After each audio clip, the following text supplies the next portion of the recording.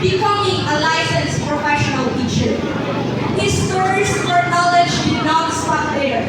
He furthered his academic credentials by completing his Master of Arts in English Language Teaching at Mindanao State University, Maguindanao Institute of Management in 2024.